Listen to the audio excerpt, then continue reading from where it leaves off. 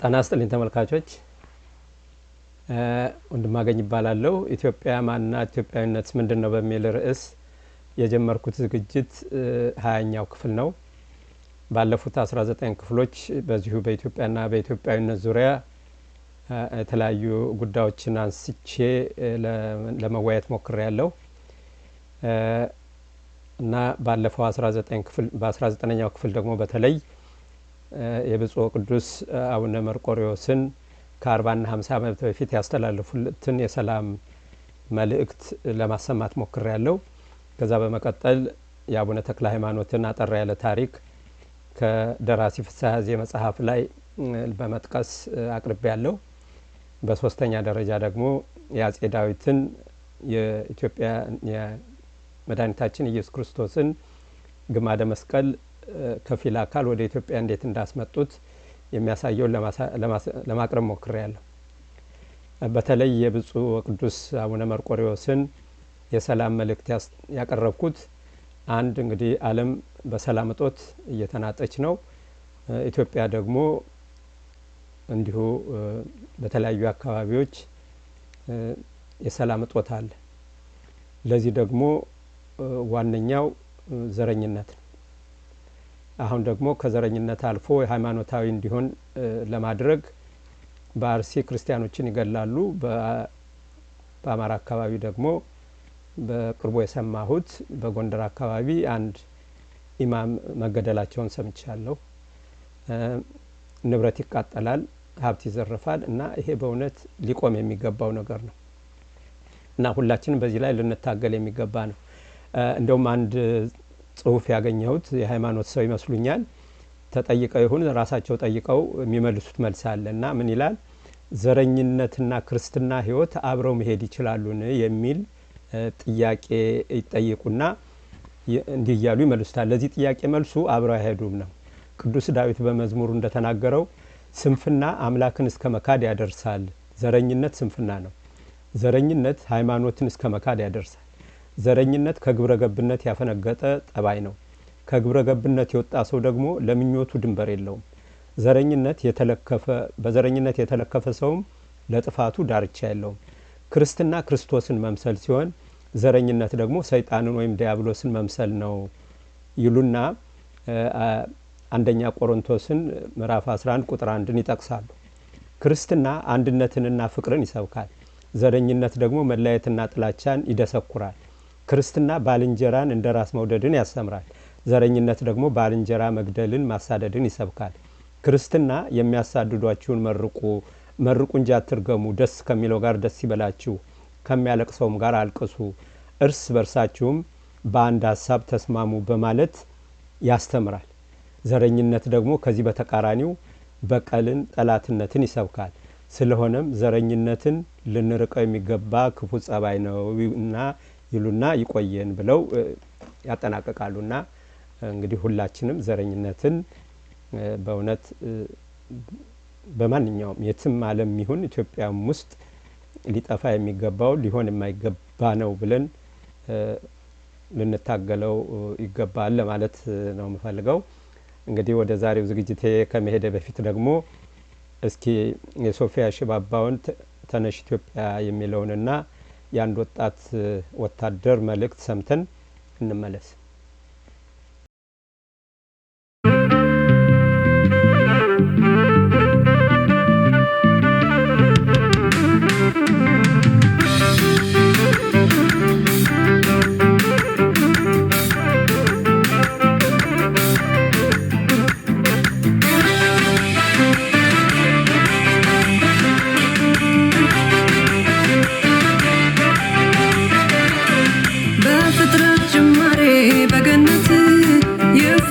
ሰው ያድረት ምድራችንን ሁሉ የከበባት አገኘን ያያዳም በረከት ሳቂ ሳቂ ኢትዮጵያ ደስታሽ ይታይ ቤቶችሽ ይብሩ በአባይ ፀሐይ ምስጋና ናምጪ በአዲሱ ዜማ ከከፍታሽ ከድልሽ ማማ ሳቂ ሳቂ ኢትዮጵያ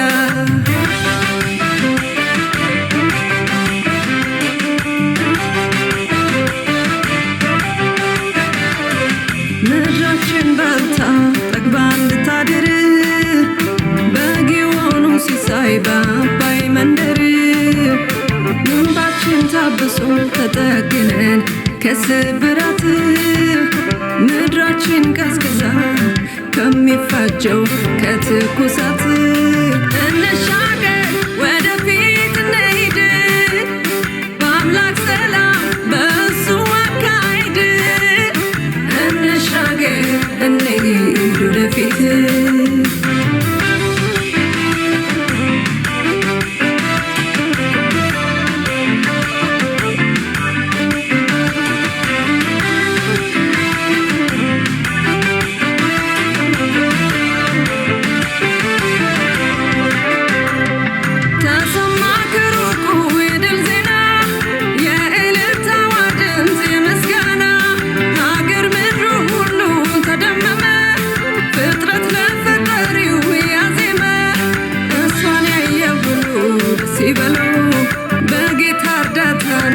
ተቻለው ለሀገሬ ድል ቀን ነው።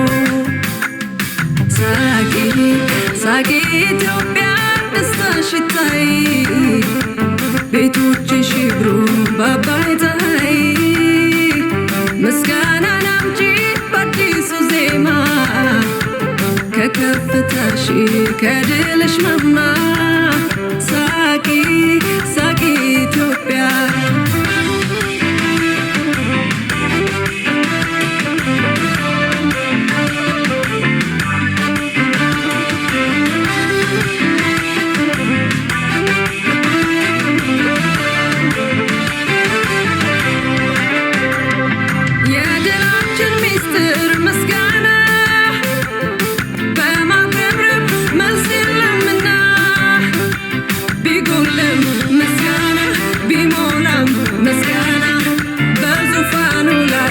የተገባው ይሄ ነውና ሳቂ ሳቂ ኢትዮጵያ ደስታሽ ይታይ ቤቶችሽ ይብሩ በአባይ ፀሐይ ምስጋናን አምጪ በአዲሱ ዜማ ከከፍታሽ ከድልሽ ማማ ሳቂ ሳቂ ኢትዮጵያ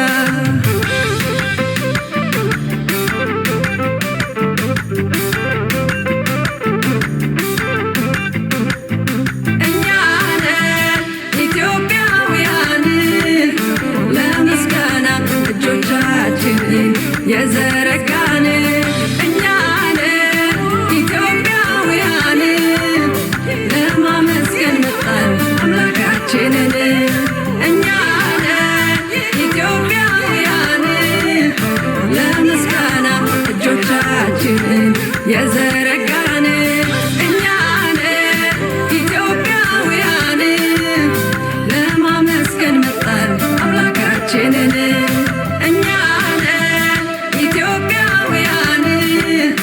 ለምስጋና እጆቻችንን የዘረጋን እኛ ነን ኢትዮጵያውያን ለማመስገን መጣን አምላካችንን እኛ ነን ኢትዮጵያውያን ለምስጋና እጆቻችንን የዘረጋን እኛ ነን ኢትዮጵያውያን። ሁለቱንም አመሰግናለሁ። እንግዲህ ለዛሬ ለማቅረብ የተዘጋጀሁት የአጼ ዘርዓ ያዕቆብን ታሪክ ነው። አጼ ዘርዓ ያዕቆብ የሚገርም ታሪክ ያላቸው ንጉሠ ነገሥት ነበሩ። በተለይ በኦርቶዶክስም ሃይማኖትን በማጠናከር የአስተዳደርን ሕግ በማውጣት ቤተክርስቲያንን በመስራት በእውነትም እና መጽሐፍትን በመጻፍ ብዙ አስተዋጽኦ ያደረጉ ንጉሠ ነገሥት ናቸው። በዛው ልክ ደግሞ በተለይ ለሃይማኖቱ በነበራቸው ጥንካሬ ጣዖት የሚያመልኩ ወይም ደግሞ ቅዱሳንን እንደው ባፋቸው ያልሆነ ነገር የሚናገሩትን የቀጡበት መንገድ ደግሞ የሚገርም ነው። በራሳቸው ቤተሰቦች ሳይቀር ያደረሱት ቅጣት የሚገርም ነው በጣምና የእሳቸውን ታሪክ እንሰማለን። ከዛ በፊት ግን በእርግጥ ስለ ጠቅላይ ሚኒስትር ዶክተር አብይ አህመድ በሌላ ጊዜ ይሄን የመንግስታትን ለውጥ ከጨረስኩ በኋላ መመጣበት ይሆናል። በስፋት መጣበታለሁ የምችለውን ያህል። ማለፍ ያልቻልኩት ግን በሰሞኑን ጠቅላይ ሚኒስትር ዶክተር አብይ አህመድ ወደ ሀረርጌ ሄደው ባደረጉት ጉብኝት የቁንድዶ ተራራና በስሩ ያሉት ዋሻዎችን የጎበኙበትና የሄዱበት መንገድ በእውነት ልብ የሚነካ ነው። አንደኛ እንደዚህ የሀገር ፍቅር ካልሆነ በስተቀር ገደልና ተራራ ቧጦ ወጥቶ ወርዶ ማየት በማየት በራሱ እንኳን የሀገር መሪ አናጺም ግንበኛም ወይም ደግሞ ምርምር የሚያደርግ ሰውም እንደዛ የሚወጣ የሚወርድ አይመስለኝም እና እሱ የሚገርም ነው። እሱን በመጠኑ ለማሳየት ሞክራለሁ እና ይሄንን በሚመለከት አንድ ወጣት ያስተላለፈው መልእክት አለ። ምናልባት የኔንም ይገልጽልኛል ብዬ ስለማስብ እሱንም አቀርባለሁ እና ከዛ በኋላ ደግሞ ተመልሼ እመጣለሁ።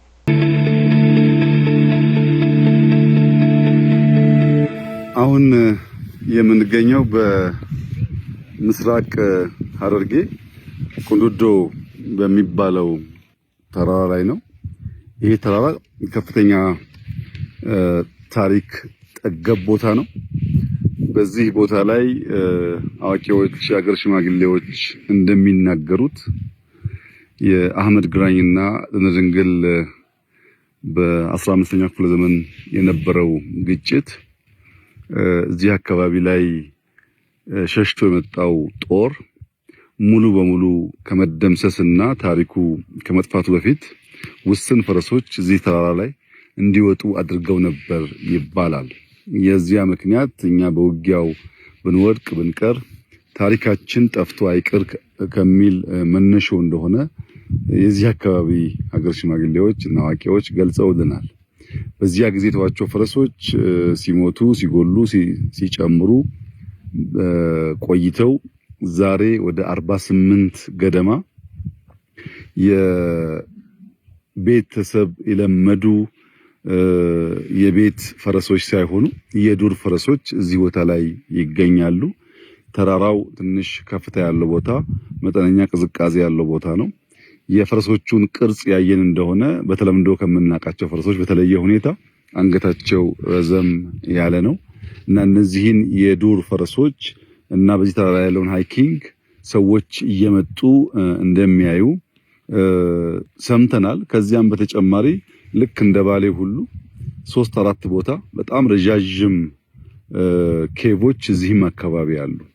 እንደገለጹልኝ ከሆነ በርዝመታቸው ባሌ ካለው የሚበልጥ ነው የሚል ሰምቻለሁ። በአይኔ አላየውም።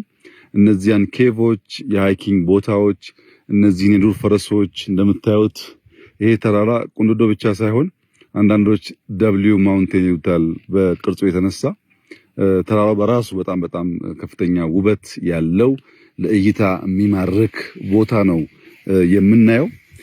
ፈረሶቹም ያየን እንደሆነ ትናንሾችም ስላሉ ትውልድ የሚቀጥል ይመስላል። እዚያ ማዶ የምናያቸው የተወሰኑ ፈረሶች አሉ፣ እዚህ ጋርም እንደዚሁ አሉ። እነዚህ ፈረሶች በቤት ከምናቃቸው ፈረስ ለየት የሚያደርጋቸው ኦሪጂናቸው ሳይሆን ከጊዜ በኋላ እዚህ በመቆየት በቅርጻቸው በቁመናቸው የተለየ ቅርጽ እንዳላቸው ማየት ይችላል። እነዚህ መጠበቅ ያስፈልጋል። ኔቸር መጠበቅ፣ ታሪክ መጠበቅ ይበልጥ አስቦ ማስቀጠል ለትውልድ ጠቃሚ መሆኑ ብቻ ሳይሆን ከፍተኛ የቱሪስት መስህብ ሊሆን ይችላል። እንግዲህ አስቡት የዛሬ 500 ዓመት ከባቢ የነበረ ግጭት ውስጥ እንደ ቅሪት የቀሩ ፈረሶች ዛሬ እነሱን ተንተርሶ ታሪክ እንዲወሳ ያኔ በውጊያ የተሳተፉ ሰዎች እንዳይዘነጉ ማድረግ መቻላቸው በቀላል የሚታይ ጉዳይ አይደለም። ታሪክ ባስቀመጥነው ልክ ባስቀመጥነው ቦታ እንዳለ ሳይሸረሸር የማይቀመጥ ቢሆንም ብርቱ ትውልድ፣ አዋቂ ትውልድ፣ አስተዋይ ትውልድ ሲኖር ግን በዚህ መንገድ ከልጅ ልጅ የተሸጋገረ ሊቀጥል ይችላል እና ከዚህ ቀደም በተለያየ መንገድ ሰምተን ሊሆን ይችላል። አሁን ግን በሚዲያ ሲቀር እኛ መተን ስናይ ብዙሃን የማየት ፍላጎታቸው ሲነሳሳ ከታሪክነት ባለፈ የሚጎበኝ ቦታ ሀብት የሚመጣበት ቦታም የመሆን ዕድሉ ሰፊ ነው። በቅርቡ ኬቮችን እናያቸዋለን። እነዛን ኬቮችና እነዚህን አካባቢ ሃይኪንጉን ጨምሮ ከፍተኛ የቱሪስት መስህብ እንደሚሆን ይጠበቃል። የምስራቅ ሐረርጌ ሰው በጣም ብርቱ ሰራተኛ፣ ስራ የሚወድ፣ ታሪክ የሚወድ፣ እምነቱን የሚያከብር፣ አካባቢን የሚጠብቅ ህዝብ ነው። እዚህ ብቻ ሳይሆን ከዚህም ወጥተው ወደ ሌላ አካባቢ ሰፍሮ ሐረርጌዎች በስራ ይታወቃሉ። በርትተው ሰርተው ኑሯቸውን ያሻሽላሉ። እዚያ ላይ የቱሪዝም መስህብነቱ ታክሎበት በእርሻ፣ በንግድ፣ በቱሪዝም ከዚያም እያለ ወደ ኢንዱስትሪ የሚያድግ ከሆነ የሰውን ህይወት ያሻሽላል። የከባቢውን መልክዓ ምድር አሁን ካለበት በላይ ሰዎች የተበራከቱ ሲሄዱ ዛፍ እየተከል ለማስዋብ ይመቻል እና እዚህ በተለያየ ነው ጉዳይ ኢትዮጵያ ተዝቆ የማያልቅ ታሪክ፣ ተነግሮ የማያልቅ ታሪክ፣ ታይቶ የማይጠገቡ ስፍራዎች ያላት ሀገር መሆኗን ያመለክታል። በሌላው ዓለም እንደዚህ ያለ ቦታ ብዙ ሰው የሚጎበኘው የሚያየው ነው። በእኛ ሀገር እንደ መንግስት ከተሰጠው ዝቅተኛ ትኩረት የተነሳ እንደዚህ አይነት ቦታ ብዙ ባይታይም ለወደፊቱ ግን እነዚህን አቅም በፈቀደ መጠን እያለሙ ተጨማሪ ገቢ ማስገኛና ታሪክ ማስቀጠያ ቦታ መሆን እንዳለባቸው ይሰማኛል። ባየው ነገር በጣም ደስ ብሎናል። እዚህ ቦታ መጥቶ የሚያይ ሰው በሚያየው ነገር እንደሚደሰት ተስፋ አደርጋለሁ። እጅግ አድርጌ አመሰግናለሁ።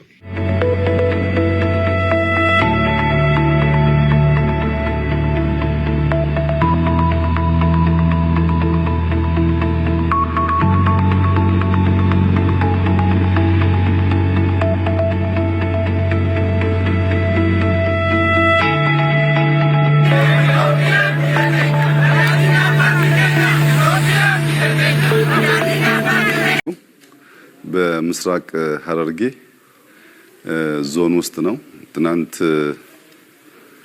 የዱር ፈረሶች የማየት እድል አግኝተን ነበር። ያንን ስናይ በምስራቅ ሐረርጌ በርከት ያሉ ቦታዎች እንደዚህ ያሉ ኬቮች ከሺህ ዓመታት በፊት የነበሩ እንዳሉ መረጃ ስለደረሰን ይሄኛውን ኬቭ ለማየት መተናል። አሁን ወደ ውስጥ ወደ 500 ሜትር የሚጠጋ ተጉዘናል። ከጀርባዬ እንደምታዩት 30 ሜትር ርዝመት ያለው ውብ የሆነ ስፍራ ይታያል። እንግዲህ ይህ ቦታ ሰፋ ያለ ጥናት ይጠይቃል። እንዴት ተፈጠረ? ሰዎች ምን ሚና ነበራቸው?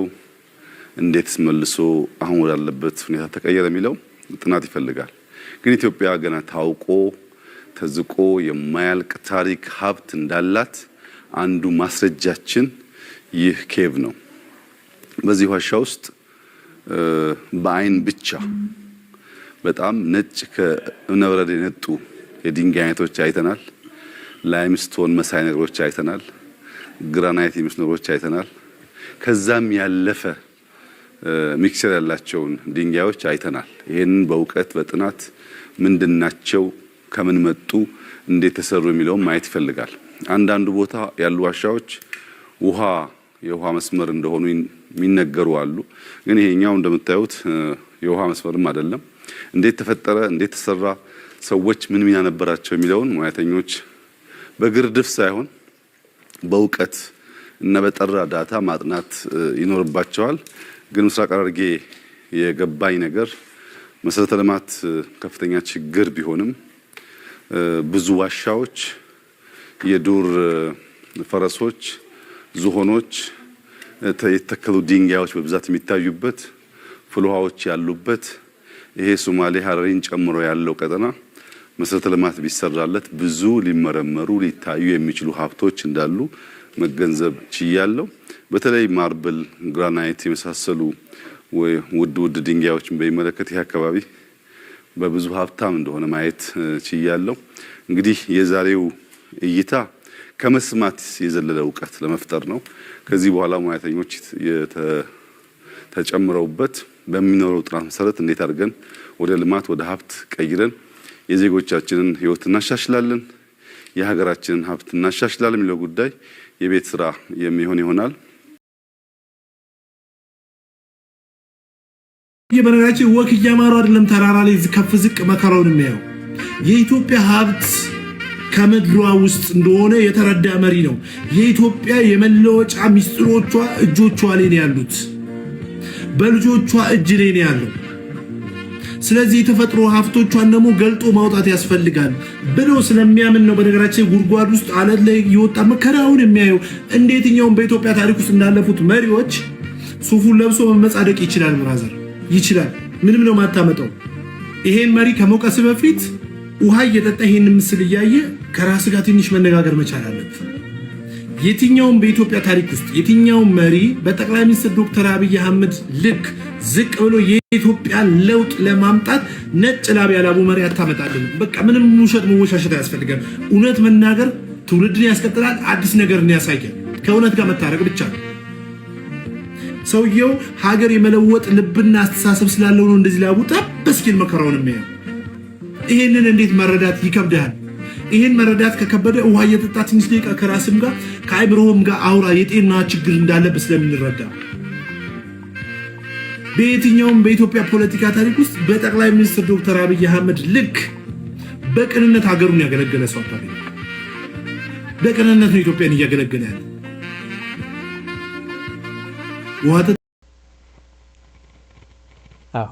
ይሄ በእውነት የሚገርም ነው።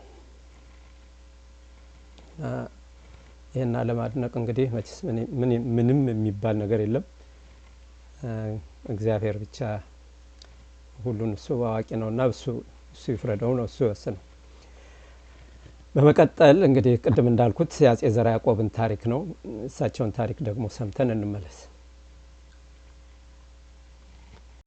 የአጼ ዘርዓ ያዕቆብ ዘመነ መንግስት ከ1426 እስከ 1460 ዓመተ ምህረት ኮንቲሮሲኒ ተአቅቦ ሚስጥር የሚለውን የዘርዓ ያዕቆብ መጽሐፍ ግዕዙን ወደ ጣሊያንኛ በመተርጎም በጻፉት መጽሐፍ ዘርዓ ያዕቆብ በመካከለኛው ዘመን ከነበሩት የኢትዮጵያ ነገስታት እስከ አጼ ምኒልክ ድረስ ዋነኛው ንጉሠ ነገስት ብለዋቸዋል። የዘርዓ ያዕቆብ ታሪክ የሰፈረበት ዜና መዋዕላቸው እንደ ሌሎች ነገስታት መንፈሳዊ ስራቸውን ብቻ ሳይሆን የሚያትተው የውስጥ አስተዳደራቸውን፣ የህግ አወጣጣቸውን፣ የጨካኝነት ተግባራቸውን ወዘተ አጠቃሎ ነው። በዚህ መጽሐፍ መነሻነትም ፖርቹጋላዊ ዳልሜይዳ፣ እንግሊዛዊ ጄምስ ብሩስ በፖርቹጋል ቋንቋና በእንግሊዝኛ የየራሳቸው መጽሐፍ ሲጽፉ በደንብ ተጠቅመውበታል።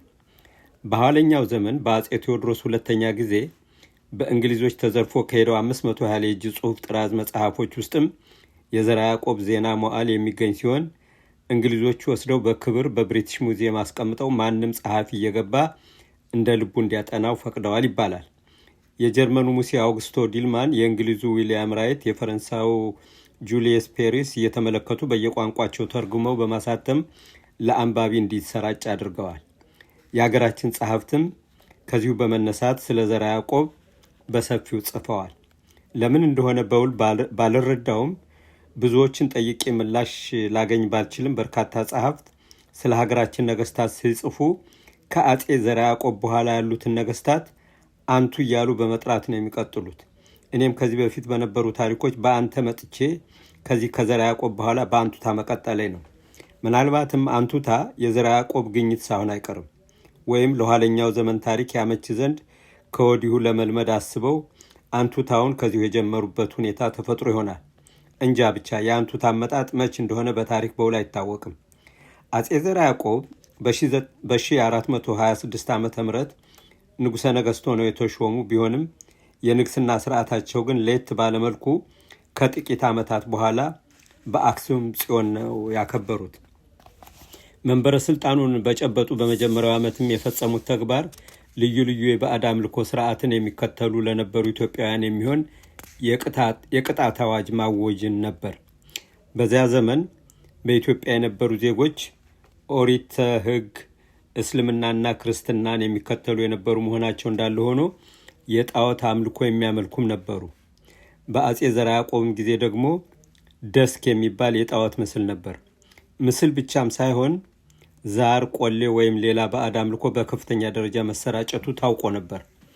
ዜና መዋዕላቸው በመጀመሪያው ክፍል ደስክ የሚባል የጣዖት ምስል ይሁን ጋኔን በውል አይታወቅም ነበር። ለእርሱና ለዲያብሎስ ሰገድን ብለው አምነው ሌሎችም ከኛ ጋር ሰግደዋል በማለት በግልጽ ስለተናገሩ ተቀጡ እያለ ይቀጥላል። አጼ ዘርዓ ያዕቆብ የመጀመሪያውን አደገኛ ቅጣታቸውን የጀመሩትም ከዚሁ ጉዳይ ጋር በተያያዘ ሁኔታ መነሻነት ነው። ስለዚህ ስለ ደስክ ጥቂት ነገሮችን እንረዳ። ደስክና ዲኖ በመባል ይታወቃሉ። በተለይ ከዲኖ የበለጠ ደስክ በጣም ተመልኳል። አለቃ ታዬ ለህትመት ባልበቃው ጽሑፋቸው እንዲህ ይሉናል።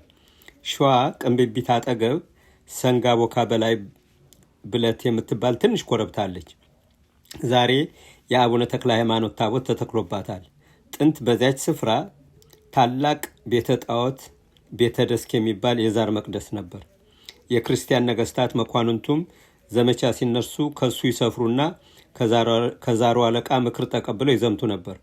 በሀገሩም የነበሩ የጋፋት ህዝብ አምልኳቸው በቤተ ደስክ ነበር። ይህንንም ቤተ ደስክ በኋላ አቡነ ተክለ ሃይማኖት አፈረሱት በማለት ይገልጻሉ። ይህ ደስክ የተባለ ጣዖት አገር በቀል ይሁን ከውጭ አገር ይግባ በውል ባይታወቅም ብዙ ኢትዮጵያውያንን እንዳሳተ ግን በደንብ የሚታወቅ ነው። በአጼ ዘርዓ ያዕቆብ ጊዜም በቀጣዮቹ ጊዜም ሙሉ ለሙሉ አልቀረም። የሆነ ሆኖ አጼ ዘርዓ ያዕቆብ በዚህ ጠንከር ያለ አቋም ወሰዱ። ብዙዎችን በሞት እንዲቀጡ አደረጉ። በቅጣቱም የገዛ ልጆቻቸውን ገላውዲዮስን፣ እምደ ማርያምን፣ ዘርዓ አብርሃምን፣ በትረ ጽዮን ከሴት ልጆቻቸውም ድል ሰምራን፣ ሮምና ገላዬን፣ አዳል መንገሳን ሊምሯቸው አልቻሉም። በዚህ ጊዜ በተደረገው ቅጣት ብዙዎች አለቁ።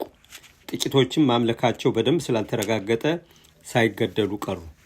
ከዚሁ ጋር ተያይዞ አንዱ ሌላውን ጠላቱን ሰግዷል እያለ በመጠቆም ያለ ኃጢአቱ ለበቀል ዓላማ ማዋል ሲጀምር በሐሰት የመሰከረው ደሙ በራሱ ላይ ይሁን እያሉ ንጉሥ ዘርዓ ያዕቆብ ብዙዎችን በሞት ቀጡ። ከዚህ ባለፈ እንዲህ የሚል አዋጅ በአደባባይ አወጁ። የክርስቲያን ሕዝብ ሆይ ብዙዎቹን ሰዎች ከአምልኮ ጣዖት ለደስክና ለዲኖ ከመስገድ ካዳናቸው በኋላ አሁን ሰይጣን እቤታችን ድረስ ገብቶ ልጆቻችን አስቶ ገዛቸው። ሕዝቡም የሞቱትንና የተገረፉትን ሰዎች ቁስላቸውን ባየ ጊዜ የደረሰባቸውን በሰማ ጊዜ አለቀሰ፣ ተጨነቀ። ቀጥሎም በየሕዝቡ ግንባር ላይ በአብ በወልድ መንፈስ ቅዱስ የሚል ክድክው ለዲያብሎስ በክርስቶስ አምላክ የሚል በቀኝ እጃቸው ላይ ከህድው ለደስክ እርጉም እነገብራ ለማርያም እሙ ለፈጣሪ ሁሉ ዓለም የሚል በግራ ክንዳቸው ላይ ይጻፋል ተብሎ ታወጀ። ይህም ጽሑፍ በንቅሳትም ይሁን በምን ሳይጽፍ የተገኘ ቤቱ እንዲበረበር በስጋው እንዲቀጣ በንጉሱ ታዘዘ። ሕዝቡም የዘርዓ ያዕቆብን ለልጆቻቸው ሳይቀር መጨከናቸውን ሲያይ በፍርሃት እንደራደና በኃይል ብዙዎችም እንደተመለሱ ታውቋል። አጼ ዘርዓ ያዕቆብ ደስክና ዲኖን በአጭሩ ባየነው መልኩ ከዘመቱባቸው በኋላ ቀጣይ ስራቸው ያደረጉት ሹምሽርና የማዕረግ አሰጣጥ በተመለከተ ልዩ ልዩ መሻሻል ማድረግን ነው። የኢትዮጵያን የቤተ መንግስት የሹምሽር አወቃቀር በተመለከተ ከጥንት ጀምሮ የነበረውን ስርዓት አጼ ዘርዓ ያዕቆብ እንዳሻሻሉት ይነገራል። ደጃዝማች ኃይሉ እሸቴ የተባሉ የኋለኛው ዘመን ሊቅ ከግራኝ አህመድ የተረፉትን ሰነዶች በየደሰቱ ሰብስበው ያዘጋጁትንና አለቃ ታዬ በጻፉት የእጅ ጽሑፍ ተመስርተው ስለ አንዳንድ የቤተ መንግስት የማዕረግ ስያሜዎችና አወቃቀሮች ተክለ ጻዲቅ መኩሪያ በሁለተኛው ታሪክ መጽሐፋቸው ያካተቱት አተታ የሚያስረዳውም ይህንኑ ነው። የስርዓተ ንግሱን ሁኔታም ለመለወጥ እንደቻሉ ታውቋል። የቅብአ መንግስቱ ወይም አፏተ መንግስት የሚባሉትንና ከልዩ ልዩ ነገር የሚቀመሙትን የአጼ ዘርዓ ያዕቆብ ቁጥራቸው ወደ 17 ዝቅ አድርገው በአዲስ መልክ እንዲሰሩ አድርገዋል። ከሎሚ፣ ከከርቤ፣ ከኮረሪማና ከሌሎች በርካታ ነገሮች እንደሚሰራም ይታወቃል። የቅብአ መንግስቱ ማለት ነው። የሚገርም ነው። የቅብአ መንግስቱን ወይም ደግሞ አፏተ መንግስት ይባላል የሚባሉትንና ከልዩ ልዩ ነገር የሚቀመሙትን አጼ ዘርዓ ያዕቆብ ቁጥራቸውን ወደ 17 ዝቅ አድርገው በአዲስ መልክ እንዲሰሩ አድርገዋል። ከሎሚ፣ ከከርቤ፣ ከኮረሪማና ከሌሎች በርካታ ነገሮች እንደሚሰራም ይታወቃል። ፊታውራሪ ቀድሞ የሚጓዝ የሚዘምት፣ ቀኝ አዝማች በቀኝ የሚዘምት፣ ግራ አዝማች በግራ የሚዘምት፣ ደጃዝማች ደጀን አዝማች በኋላ የደጀን ጦር መሪ፣ በጅሮንድ የመንግስት ሚስጥር በጆሮ ነጋሪ፣ የግምጃ ቤት ቁልፍ ያዥ፣ ባላምባራስ፣ ባላምበል፣ ራስ አምባ ጠባቂ፣ ነጋድራስ፣ የንግድ ወኪል፣ ባልደራስ ወዘተ የሚሉ ከነበሩት የተጨመሩ የማዕረግ ስሞች በአጼ ዘርዓ ያዕቆብ እንደተጨመሩና በአጼ ዳዊት በአባታቸው ጊዜ ጀምሮ ዘርዓ ያዕቆብ ከመንግስታቸው በፊት የፈለሰፏቸው እንደሆኑ ይነገራል። በዚህ አጋጣሚ ተጨማሪ ነገር ለማከል ያህል ማዕረጉ የሚጀምር የነበረው ዋናዎቹ ባላምባራስ፣ ግራዝማች፣ ቀኛዝማች፣ ፊታውራሪ፣ ደጃዝማች፣ ራስ ንጉስ እየተባሉ የሚከታተሉ ነበሩ። እነዚህ ማዕረጎች እስከ ዘውዳዊ አገዛዝ ማብቃት የዘለቁ ነበሩ። ሌሎችም በርካታ የማዕረግ ስሞች ነበሩ። በአጠቃላይ ግን 100 አለቃ፣ ሻለቃ፣ 50 አለቃ፣ ገበዝ፣ መኮንን፣ ጭቃሹም ወዘተ የሚሉና ለመዘርዘር የበዙ የወታደራዊ የማዕረግ ስያሜዎች ጨምሮ ጸሐፌ ትእዛዝ፣ ከንቲባና ወዘተ እያሉ ብዙ ነገሮች መፈልሰፍ መቻላቸውን ታሪካቸው በታተቱባቸው ሰነዶች ሁሉ እንረዳለን። የፍርድ ስርዓቱንም ሆነ አጠቃላይ የማዕረግ ስሞችና መንግስታዊ አወቃቀሮችን ዘመናዊ ለማድረግ የቻሉት ታላቁ የኢትዮጵያ ንጉሠ ነገሥት ዘርዓ ያዕቆብ የመንግስት አወቃቀራቸው ሁሉ ከቀደሙት ነገስታት የተለየ ነበር። አጼ ዘርዓ ያዕቆብ ከብዙ እጣዎች የተመረጠላቸውና የወጣላቸው ስመ መንግስት ቆስጠንጢኖስ የሚለው ነው። የሚስቶቻቸው ስምና የማዕረግ ስምም አንዷ ንግስት እሌኒ ቅኝ በአልቲት፣ የሁለተኛይቱ ንግስት ፍሬ ማርግራ በአልቲት የሚል ሲሆን በውስጥ ጦርነት የፖለቲካ ግጭቱን ለማብረድና ጦርነቱን ለማቆም ሲሉም ማንም ያልሄደበትን መንገድ ተጉዘው በአዲስ ስልት በመጠቀም ከሙስሊም ወገን ከይፋት ወላስማ ሴት ልጅ ጋር ጋብቻ ፈጽመው ነበር። ንግስት እሌኒ ቅኝ አባልቲት የወላስማ ዘር ስትሆን ክርስትና አስነስተው ነበር ያገቧት። በኋለኛው ዘመን በእነ አፄ ናኦድ ጊዜ እነ ብህት ወድድ አምዱ በጎንደር ነገስታት ዘንድ በእነ አፄ ኢያሱ ጊዜ እነ ብህት ወድድ መልአክ ክርስቶስ በሚለው ስልጣናቸው የአሁኑ የጠቅላይ ሚኒስቴርነት አይነት ስልጣን ይዘው ያገለግሉ ነበር።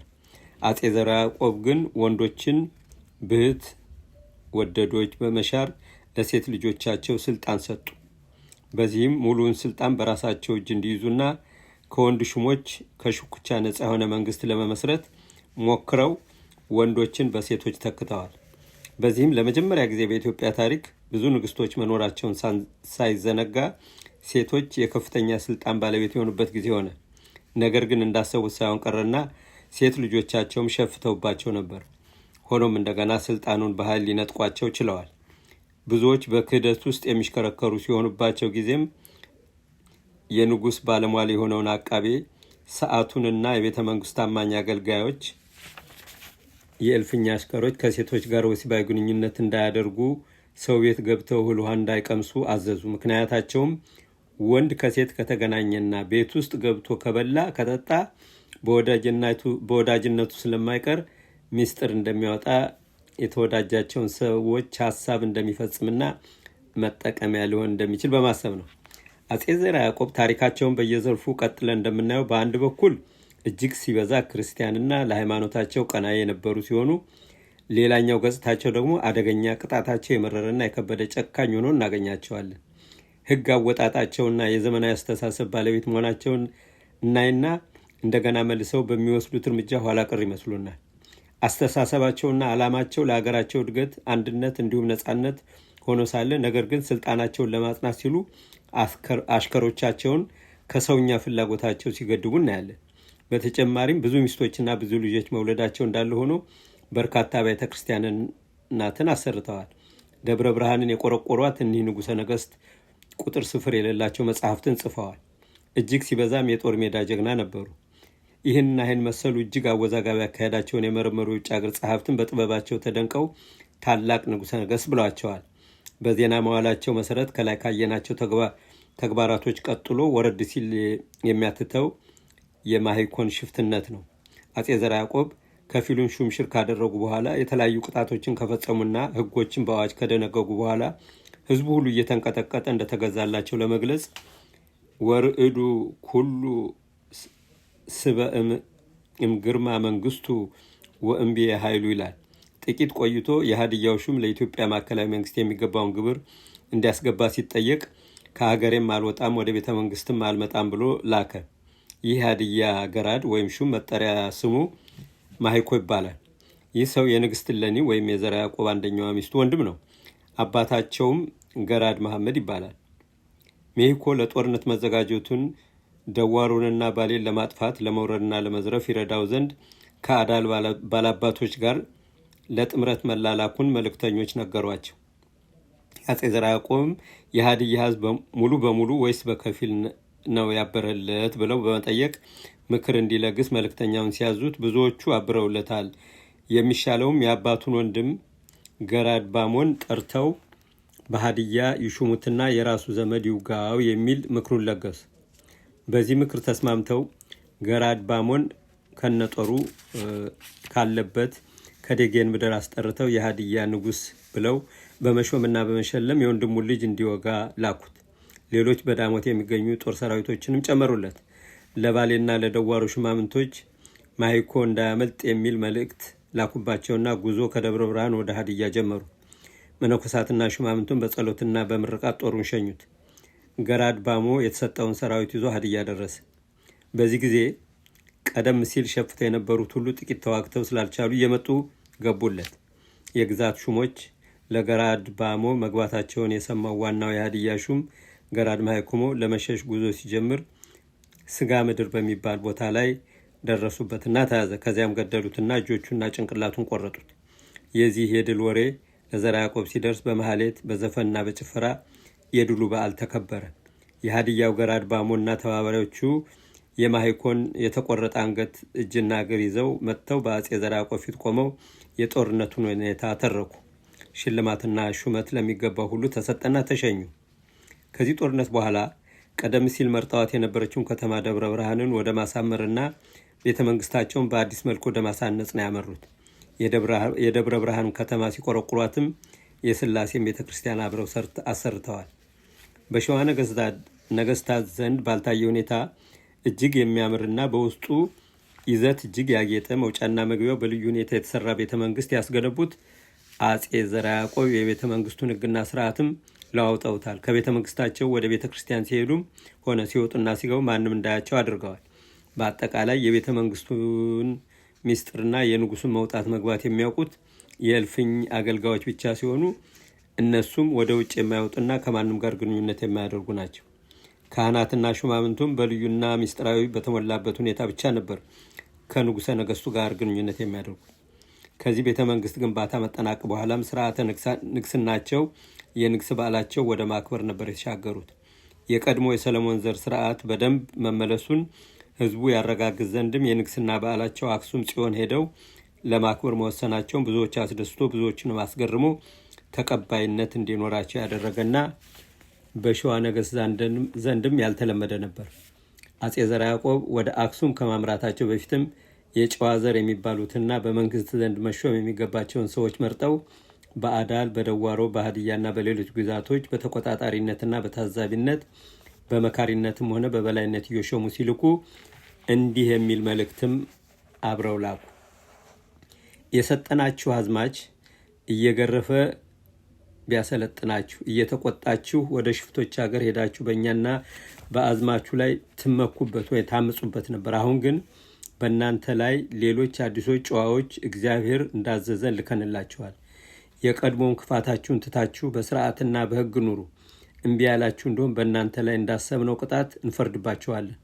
ከደዋሮም ሌላ በሀዲያ፣ በባሌ፣ በበጌምድር፣ በጎጃም፣ በፈጠጋር፣ በይፋት፣ በግድም፣ በአንጎት፣ በትግሬ፣ በሐራምባ፣ በሰራዬ፣ በጸረዋጅ በእነዚህ ሁሉ ሀገሮች ለእያንዳንዳቸው ለሀገራቸው ክፍልና ስም እየሰጡ ጨዋዎች የሚባሉትን ደልድለው ላኩላቸው። ከሁሉ በላይ ባህረ ነጋሽ የሚለውን ማዕረግ ከሁሉ ማዕረጎች እንደሚበልጥ ገለጹ። በዚህ ስልጣን ስርም የሽሬን፣ የሰራዬን፣ የሐማሴን ከንቲባዎች በበላይነት እንዲገዛቸው ስልጣን ሰጡት። ይህ ስያሜ እስከ ቅርብ ጊዜ ድረስ በባህር በራችን እና በአካባቢ ያሉትን ግዛቶች በበላይነት ለሚያስተዳድር ሹም የሚሰጥ ማዕረግ ስም መሆኑን ይታወቃል። እናም በዚህ መሰል አሿሿምና አደረጃጀት ቅጥ ያጣውን የመንግስት አወቃቀር ባየናቸውና ባላየናቸው መልኩ እንደገና አደሱት። ከዚያም ወደ አክሱም ለንግስን በዓላቸው ተጓዙ። ስርዓቱን ለመፈጸም አክሱም በደረሱ ጊዜ የአገሩ ህዝብና ካህናት በደስታ ተቀበላቸው። የትግሬ ሹማምንትና ወታደሩ በፈረስ ሆኖ ጋሻና ጦራቸውን ይዘው ሴቶች እንደ ቀድሞ ልማዳቸው እየዘፈኑ ሲቀበሏቸው፣ የአክሱም ንቡረ እድ በግራና በቀኝ ሆነው እንደ ልማዳቸው የወይራ ዝንጣፊ ይዘው ተቀበሏቸው። አጼ ዘርዓ ያዕቆብ ወደ አክሱም ቅጥር ሲገቡ እየረገጡ የሚያልፉበት ሁሉ ምንጣፍ ተዘርግቶ ሲጠብቃቸው ልክ ምንጣፉን መርገጥ እንደጀመሩ ይዘውት የሄዱትን 100 ወቄት ወርቅ፣ አንድ ወቄት 28 ግራም ነው፣ 2800 ግራም ወርቅ ግራና ቀኝ እየበተኑ ወደ ውስጥ ገቡ። ጥር 21 ቀን 1433 ዓ.ም በተዘጋጀ የድንጋይ ዙፋን ላይ ተቀምጠው ስርዓተ ንግሳቸውን ፈጸሙ። ለብዙ መነኮሳትም ልዩ ልዩ ማዕረግ ሰጡ። አስፈላጊ መንፈሳዊ ተግባርም ተከናውኖም ለቤተ ክርስቲያን ርስትና ጉልት ሰጥተው ለገዳማትና ለአድባራት ግልጋሎት የሚውል ልዩ ልዩ ገጸ በረከቶችን አበረከቱ። ገዳም እንዲገደምና ከነበረው የቅዳሴ ስርዓት በተጨማሪ የሰዓታት ጸሎት እንዲጀመር አዘውና አስፈላጊውን ነገር ሁሉ አደላድለው ወደ ሸዋ የመልስ ጉዞ ጀመሩ። በጉዞ ላይ ሳሉም በአማራ ሀገር ፀሐያ በሚባል ቦታ ሲደርሱ አባታቸው ያስጀመሩትን የቤተ ክርስቲያን ግንብ ተመለከቱ። ወዲያውም የአካባቢውን ሰዎችና የራሳቸውን አጃቢዎች አስተባብረው በፍጥነት ቤተ ክርስቲያን አስገነቡ። ያሰራቸውን 2 ቤተ ክርስቲያን አንዱ መካነ ጎል ሌላውን ደብረ ነጎድጓድ ብለው ሰይመው ጽላት እንዲገባ አስደረጉ። በተመሳሳይ መልኩም በየመንገዱ አዳዲስ ቤተ ክርስቲያኖችን እያሰሩ አስፈላጊ ካህናትን እየመደቡና ርስት እየሰጡ ብዙ ቆይተው ነበር ወደ ቤተ መንግስታቸው የደረሱት። ንጉሱ በጉዞ ላይ ያሳለፉት ረጅም ጊዜ ነበርና በእነዚያ ጊዜያቶች የይፋትና ያዳል እንዲሁም ሌሎች ባላባቶች በከፍተኛ ሁኔታ ሲዶሉትና ሲዘገጃጁ ነበር። አህመድ በድላይ የይፋትና የወላስማ ዘር ለመሰረተው ለኡመር ወላስማ 10ኛ ትውልድ ነው። መላው የዘር ሐረጋቸው የይፋት ንጉስ ሲባሉ የኖሩ ናቸው። አህመድ በድላይ አጼ ዘርዓ ያዕቆብ የንግስ በዓላቸውን ለማክበር አክሱም በሄደበት ጊዜ ጦሩን ሲያዘጋጅ ነበር የቆየው። የአህመድ በድላይን ገስግሶ መምጣት የሰሙት ዘርዓ ያዕቆብ ጦራቸውን ሰብስበው ወደ ደዋሮ ተጠጉ። በዚህ ጊዜ የሀዲያው ገራድ መጥቼ እንድረዳህ ከፈለግ ቃልህን ላክብኝ ብሎ ላከባቸውና በተመሳሳይ ለአህመድ በድላይ ህብረቱ ካንተ ጋር ነውና እርዳታ ካስፈለገ ላክብኝ ብሎ ላከ። አጼ ዘርዓ ያዕቆብ እስክንጠራ ድረስ ጦርህን አዘጋጅተህ ተጠብቅ ብለው ላኩበት። ይህ መሐመድ የተባለው የሀዲያው ገራድ በንጉሱ የተሾመና ሚስታቸው የንግስት እሌኒ ቅኝአ ባልቲት ወላጅ አባት ነው። ዘርዓ ያዕቆብ የአህመድ በድላይን የጦር ብዛት አይተው ተደነቁ። የንጉሱ ጦር አነስተኛ በመሆኑም ካህናትና ሹማምንት ስጋታቸውን ገለጹ። በሰራዊት ብዛት አትመኑ በሚል መነሻ የሌሎችን ቃል ሳይሰሙ ቀሩ። ጥሩምባ እንዲነፋ፣ ነጋሪት እንዲጎሰም፣ ግራ ቀኝ ባንዲራ እንዲተከል አዘዙ። አህመድ በድላይም ንጉስ አይመጣም አላላችሁኝም ነበር የሚል ጥያቄ አቅርቦ ከወታደሮቹ ጋር ሲነጋገር ድንገት ጦርነቱ ተጀመረ። ከፍተኛ እልቂትም ደረሰ። አህመድ በድላይና ዘርዓ ያዕቆብ ብቻ ለብቻ የጨበጣ ውጊያ ጀመሩ። የንጉሱ አንድ ወታደር ጦር ወርውሮ አህመድ ግንባሩን ሲወጋው ነቅሎ በመስበር በጀግንነት ንጉሱን ተፋለማቸው። እጅግ ተጠጋግተው ነበርና አጼ ዘርዓ ያዕቆብ በጦር አንገቱን ከወጉት በኋላ ጭንቅላቱን ቆረጡት። የተረፈ ወታደር እንዳይኖር በማለትም አስፈጇቸው። ከድል በኋላም የሀዲያውን ገራድና የሌሎች ተባባሪዎች ሹማምንት ጠርተው አሳያቸው። የተለመደው የድል በዓል በስጋዊና በመንፈሳዊ ዝማሬና ጭፈራ ተከበረ። አጼ ዘርዓ ያዕቆብ አህመድ በድላይን አሸንፈው በተለመደ ጭካኔያቸው ጭንቅላቱንም እጁንም እግሩንም ሌላውንም አካሉን እንዲቆረጥ አደረጉና በየሀገሩ ተልኮ በየአደባባዩ እንዲዘዋወር ተደረገ። የማዕረግ ልብሱና ሌላው ንብረቱ ሁሉ ለቤተ ክርስቲያን ለገዳማት ተሰጠ። በተጨማሪም በፊት ደብረ አሰቦ ይባል የነበረውና በዘርዓ ያዕቆብ ትእዛዝ ደብረ ሊባኖስ ተብሎ በተሰየመው ገዳም የነበሩ መነኮሳት ከጦርነቱ በፊት ታሸንፋለህ ብለው መልእክት ይልኩ ስለነበር ከድሉ በኋላ 150 ወቄት ወርቅና ሌሎች በርካታ ውድ ቅርሶች ለገዳሙ በስጦታ ተበረከተ። አጼ ዘርዓ ያዕቆብ ከዚህ ጦርነት በኋላ የተለመደውን ስራቸውን በመቀጠል ወደ ትውልድ ሀገራቸው ወደ ፈጠጋር ተመልሰው እንዲሁም በየመንገዱ በዚህ ጽሑፍ ለመዘርዘር የማይቻል በርካታ ቤተክርስቲያን ገዳማት እንዲሰራ በማድረግ ካህናትና መዘምራን በመመደብ ለእያንዳንዱ ቤተ መቅደስ ተዘግኖ የማያልቅ ወርቅ እየሰጡ ቀጠሉ። ይህን ያህል የሀገሪቱን ቤተክርስቲያን በቤተክርስቲያን እያደረጉ ነገር ግን የመረረ ቅጣታቸውና ጭካኔያቸው ግን ከአንድ ክርስቲያን የሚጠበቅ እንዳልነበረ ሁሉም የሚወዛገብበት ጉዳይ ሆኗል። ሌላው ቀርቶ ዜና መዋላቸው እንደሚለው በክርስቲያኖች መካከል ክርክር ተካሂዶ ለማርያም ይሰገዳል አይሰገድም በሚለው ክርክር አይሰገድም ያሉትን በየካቲት 2 ቀን አፍንጫቸውና ምላሳቸው እንዲቆረጥ ፈርደው ተቆረጠና በድንጋይ ተወገሩና ሞቱ እያለ ያትታል። ሲቀጥልም እነዚህ ሰዎች በተወገሩና በሞቱ በ38ኛው ቀን ጀምሮ ለብዙ ቀን በአካባቢ ብርሃን ስለታየ ያችን ስፍራ ደብረ ብርሃን ብለው ሰየሟት እያለ ይቀጥላል። የአጼ ዘርዓ ያዕቆብ ቅዳሜና እሁድ እኩል እንዲከበሩ የተለያዩ ሃይማኖታዊ በዓላት ከቀድሞ የበለጠ እንደጨመሩና ወዘተ በርካታ መንፈሳዊ ሕጎችን ይደነግጉ ጀመር። ንጉሱ በደብረ ብርሃን 14 ዓመታትን ሲያሳልፉ ካወጇቸው መንፈሳዊ ድንጋጌዎች ውስጥ አንዱ በአንድ ቤተክርስቲያን አንድ ጽላት ብቻ ሳይሆን ሁለትና ድርብ ወይም ከዛ በላይ እንዲሆን ማዘዛቸው ይጠቀሳል። ብዙዎችን ካህናት ያስቆጣና ለቅጣትም የዳረጋቸው የቅዳሜ ሰንበት ሆኖ መታወጅ ሲሆን ይህም የአይሁድና የኦሪት ሕግ እንጂ የእኛ አይደለም በማለት አምፀው ነበር። በዚያ ላይ ቅዳሜን ማረፍ ይፈልጉ ነበር።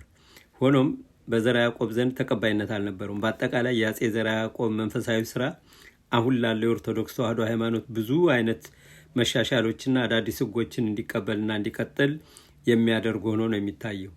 አጼ ዘርዓ ያዕቆብ ወደ ደረሷቸው መጽሐፍት ስናልፍ ደግሞ በየመጽሐፎቻቸው ልዩ ልዩ የስጋዊና መንፈሳዊ ሕጎችን የደነገጉ ሆነው እናገኛቸዋለን። ለምሳሌ ሙሴ ኮንትሮሲኒ በተረጎሙት ተአቅቦ ሚስጥር በሚለው የዘርዓ ያዕቆብ መጽሐፍ ውስጥ ከሚገኙት በርካታ ሕጎች ስለ ቁርባን ሕግ የሚያትት ይገኝበታል። በዚህ ሕግ መሰረት ቆራቢው ካህንም ይሁን መሀይም አቅራቢው ተጠንቅቆ ማቁረቡ ስጋ ደሙን መስጠት አለበት ይልና በቆራቢውም በአቁራቢውም ዘንድ አምልጦ ቢወድቅ የጣለው 153 ጊዜ እንዲገረፍ ይላል።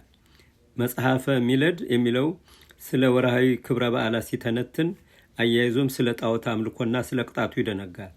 መጽሐፈ ባህር የሚለው ደግሞ ስለ ኑዛዜና ስለ ተያያዥ ነገሮች የተደነገገውን ያትታል። ዘርዓ ያዕቆብ ከሀገር ውስጥም አልፈው በብራና እያስጠረዙ በኢየሩሳሌም ለሚገኙ የኢትዮጵያ ገዳማት የቤተ ክርስቲያን መተዳደሪያ ሕግና ደንብ እየጻፉ ልከውላቸው ዛሬ ድረስ ግልጋሎት እየሰጠ ይገኛል። እነዚህንና እነዚህን መሰል ስራዎቻቸውን እያዩም ነው የውጭ ሀገር ጸሐፍት ኢትዮጵያዊ ሊቅ የሚል ቅጽል ስም የሰጧቸው። በቫቲካን የካቶሊክ ቤተ መጻሕፍትም ውስጥ የጻፉት መጽሐፍትና የላኩት ደብዳቤ ዛሬ ድረስ ይገኛል።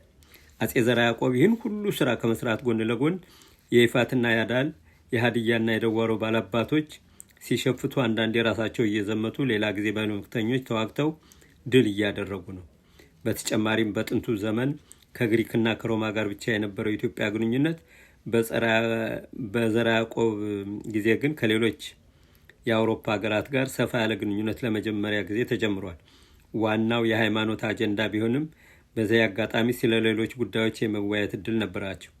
በርካታ ነጮችም ወደ ኢትዮጵያ መምጣት የጀመሩት በዘርዓ ያዕቆብ ጊዜ ነው። የቱርኮችና የመካከለኛው ምስራቅ አገሮች እያየሉ በመሄዳቸው ኢትዮጵያ ከካቶሊክና ከኮፕቲክ ቤተክርስቲያን ጋር አንድነት ለመፍጠርና በሰሜን አፍሪካ እየበረታ ሄደውን የአረብ ኃይል ለመመከት ስለሚችሉበት ሁኔታ የሚወያዩ ነበር። ሆኖም አንድነቱ ሊሳካ አልቻለም። ባለፉት ምዕራፎች እንዳየነው የኃይል ሚዛኑ ወደ እነርሱ ያደላው የቱርክ መንግስት ሱልጣኖች መቀመጫቸውን ባግዳድ አድርገው በክርስቲያኖች ዘንድ ልዩ ልዩ ትኩረት የሚሰጣትን ኢየሩሳሌምን ይዘው ስለነበር አውሮፓውያኑ ተባብረው ቅድስቲቱን ከተማ ለማስለቀቅ መዋጋት ከጀመሩበት 11ኛው መቶ ዓመት ጀምሮ የቀጠለው ጦርነት እስከ ዘርዓ ያዕቆብ ድረስ ሙሉ ለሙሉ ካለማቆሙ በላይ በሰሜን አፍሪካ የበለጠ እየተጠናከሩ ነበር። ስለዚህ የክርስቲያን ሀገሮች ጥምረት ወሳኝ ነበርና ዘርዓ ያዕቆብም በዚህ ጉዳይ ዙሪያ ከአውሮፓ ክርስቲያናዊ ሀገሮች ጋር ተወያይተዋል። መልክተኞችንም ልከው እንደነበር ይነገራል። ይሁን እንጂ በአንድነት የመተባበር ጉዳይ ለአጼ ዘርዓ ያዕቆብ የሚዋጥ አልነበር። ምክንያቱም እጅግ እያየሉ የሄዱት ኦቶማን ቱርኮች ከሌሎች የአውሮፓና የላቲን ሀገሮች ጋር ተባብሮ መፋለም ማለት ኢትዮጵያ ውስጥ ያለውን የይፋት አዳልና ሌሎች ተቃዋሚዎች ወገኖችን አመፅ የበለጠ ማቀጣጠል እንደማለት ነው። ይህ በእንዲህ እንዳለ የኦርቶዶክስና የካቶሊክ ሃይማኖት ተከታዮች እርስ በርስ ይጣሉ ነበርና ህብረቱ ሳይሰምር በመቅረቱ ለቱርኮች ሰርግና ምላሽ ሆነላቸው። በዚህ በፍሎራንስ ጉባኤ ወደ ጣሊያን አጼ ዘርዓ ያዕቆብ ያልሄዱበትና መልእክተኛ ወይም ወኪል የላኩበት ምክንያት በደብዳቤ ሲገለጽ የቱርክ ባለስልጣኖች እንዳያውቁና ሀገሬ የበለጠ ችግር ውስጥ እንዳትገባ ሰግቼ ነው የሚል ቃል እንዳካተቱ ሄንሪኮ ቸርሊ የተባለ ጸሐፊ የኢትዮጵያ ስነ ጽሑፍ ታሪክ የሚለው መጽሐፉ ወደ ጣሊያን ተርጉሞ የዘርዓ ያዕቆብን ደብዳቤ ባሰፈረበት ገጽ ይታያል። አጼ ዘርዓ ያዕቆብ ብልህነታቸውና አዋቂነታቸው እንዳለ ሆኖ ጭካኔ የተሞላበት ቅጣታቸውም እንደቀጠለ ነው። የቅጣት አዋጃቸውን በሚመለከትም ጽኑነቱን ለማስገንዘብ ቤተሰቦቻቸው ሳይቀር ክስ ከቀረበባቸው በጭካኔ እንዲቀጡ ያደርጋሉ። በዚህም ከበርካታ ሚስቶቻቸው ውስጥ አንዷ የነበሩት ኢዮን ሞገሳን እንዴት እንደቀጧቸው እኔና ታሪካቸውን ወደ ማጠቃለል እንለፍ። ኢዮን ሞገስ የአጼ ዘርዓ ያዕቆብ ሚስት ሲሆኑ ከዘርዓ ያዕቆብ ቀጥሎ የነገሱትን አጼ በዕደ ማርያምን ወልደዋል። ዘርዓ ያዕቆብ ስልጣን ላይ ያሉ ጽዮን ሞገስ ልጃቸውን ሊያነግሱ ካህናትና ሹማምንት ጋር እየተላላኩና እየደወለቱ ነው የሚል ክስ ቀረበባቸው። ዜና መዋዕሉ እንደሚለው አንቺ እኔ በመንግስቴ ሳለሁ ልጅሽ እንዲነግስ በየአድባራቱ ካሉት ቅዱሳን ጋር ተላልከሻል ተብለው ሲጠየቁ እንዲህ ያለ ስራ በአፌም በህሊናዬም አልሞከርኩም አልሰራሁም የሚል ምላሽ ቢሰጡም ተቀባይነት አጡና በግርፋትና በድብደባ እንዲቀጡ ተወስኖ በዚያው ምክንያት ሞቱ። ልጃቸው በእደ ማርያምም ታስሮ ጥቂት ከተሰቃየ በኋላ ንጹህ መሆኑ ታምኖ እንዲፈታ ተደረገ። አጼ ዘርዓ ያዕቆብ 34 ዓመት በቆየ ስልጣን ዘመናቸው ከይፋት ከሃዲያ ከአዳልና ከሰሜን ፈላሾችና ከጸለምት ሹሞች ጋር የተደረገውን ጦርነት ብልህነት በታከለበት አካሄድ እያሸነፉ የቆዩ በአዳ ምልኮን ከኢትዮጵያ ለማጥፋት የጣሩ ግጭትን በጋብቻ ለማርገብ የሞከሩ የቤተ ክህነትና የቤተ መንግስት ህግ እንዲሁም የስጋዊ አስተዳደር አዋጆችን ከቀድሞ የበለጠ ያሻሻሉና አዳዲሶችን የጨመሩ በርካታ ገዳማትና ቤተክርስቲያናትን ያሰሩ ብዙ መጽሐፎች የጻፉና ረጅሙን የስልጣን ቆይታቸውን በልዩ ልዩ ስራ ያሳለፉ ንጉሠ ነገሥት ናቸው። ጭካኔያቸውም የበረታ ነበር። ንጉሥ አጼ ዘርዓ ያዕቆብ ከመንገሳቸው በፊት በአምባ ግሸን ሰፊ የመማሪያና የመመራመሪያ ጊዜ ነበራቸው። ሲኖዶስና ህጉን እጅግ የመረመሩና ያሻሻሉ ናቸው። ለዚህ መጽሐፍ ከፍተኛ ግምት እንደነበራቸውም ከነገሱ ከጥቂት ዓመታት በኋላ ይህንኑ መጽሐፍ በብራና ጽፈው ወደ ኢየሩሳሌም ገዳማት መላካቸውና ህግና ስርዓቱ በኢትዮጵያ እንዲፈጸም ከልብ መጣራቸውን ያሳያል። ከመንፈሳዊ ስራቸው ባሻገርም በፖለቲካ አስተዳደር የተሳካላቸው ነበሩ። ከቀድሞ ጀምሮ የነበረውን የሀገር ባላባትና ወይም ባለጉልት ወደ ጎን በማድረግ የቅርብ ሹሞቻቸውን ብቻ በባላባትነት ሳይሆን በወኪልነት እንዲሰሩ በማድረግ በየጊዜው የሚከሰተውን የየግዛቱን ንጉሶች ሽፍታነት አርቀዋል። ጨዋ የሚባሉና በራሳቸው ጦር የተደራጁ ሹማምንትን በየክልሉ እየላኩም እንደ ጠባቂም እንደ ተቆጣጣሪም ሆነው እንዲያገለግሉ በማድረግ የአካባቢ ሹሞች ሊያመፁ ቢመክሩ በጨዋ አማካይነት እዚያው እንዲከሽፍ ያድርገዋል። እኒህ ንጉሠ ነገሥት አዳዲስ የፍልስፍናና የምርምር ግኝታቸውን ለሀገራቸው ህግና አስተዳደር እንዲውል በማድረግ ህዝቡን በዘመናዊ መንገድ ለመምራት የሞከሩ ናቸው። ዛሬ ድረስ እየተሰራባቸው የሚገኙ ስጋዊና መንፈሳዊ ህግጋቶች የዘርዓ ያዕቆብ ግኝቶች ናቸው። በአጠቃላይ ስርዓትና ደንብ፣ የመንግስት አወቃቀርና የጦር አደረጃጀት፣ የሹማምንት አሿሿምና ተግባር፣ የመንፈሳዊ ክብር በዓላት፣ የጸሎት አይነቶች ጨምሮ በርካታ ነገሮች ከነበሩበት ተጨምረውና ተሻሽለው መተግበር የጀመሩት ከጨካኙ ከምሁሩና ከብልሁ ከጀግናው ከሃይማኖተኛው ከአጼ ዘርዓ ያዕቆብ ጀምሮ ነው የሚለውን ሁሉም ይስማሙበታል። በጣም የሚገርም ሁኔታም ከበርካታ ሚስቶቻቸውና ቁባቶቻቸው ከ18 በላይ ልጆች ወልደዋል። ጥቂቶቹን ልጆቻቸውን በባዕድ አምልኮ ሳቢያ እንዲገደሉ ማድረጋቸውንም አይተናል። በመጨረሻም ኢትዮጵያዊ ንጉሠ ነገሥት አጼ ዘርዓ ያዕቆብ በርካታ ተግባሮችን በዘመናቸው ካከናወኑ በኋላ ጳጉሜ 3 ቀን 1460 ዓ.ም ከዚህ ዓለም በሞት ተለይተው በኋላ ላይ አስከሬናቸው በጣና ሐይቅ ደሴት ዳጋ እንዲያርፍ ተደርጓል።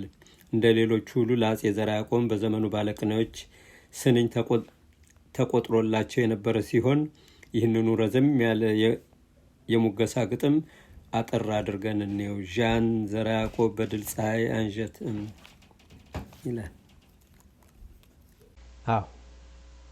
ድንቅ ታሪክ ነው እና ለዚህ ሁሉ የደራሲ ፍስሐ ያዜን የኢትዮጵያ 5000 ዘመን ታሪክ የሚለው መጽሐፋቸው ነው ይህን ሁሉ እንዳውቅ ያደረገኝና እሳቸውንም ሳላመሰግን አላልፍም። ለዛሬ ያለኝ ዝግጅት በራሄል ዮሐንስ ለስላሳ ዜማ የዛሬውን ፕሮግራሜን አጠናቅቃለሁ። ሳምንት እስክንገናኝ መልካም ሳምንት።